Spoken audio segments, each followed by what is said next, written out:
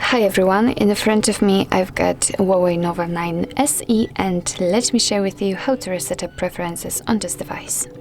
So first of all, let's enter the settings, and here we have to scroll down to find the apps. Let's tap on it.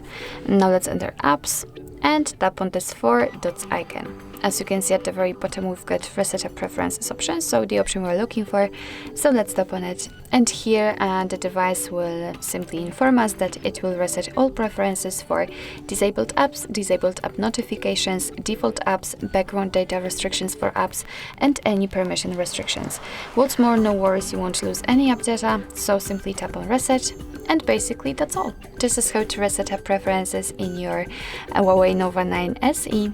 Thank you so much for watching. I hope that this video was helpful, and if it was, please hit the subscribe button and leave the thumbs up.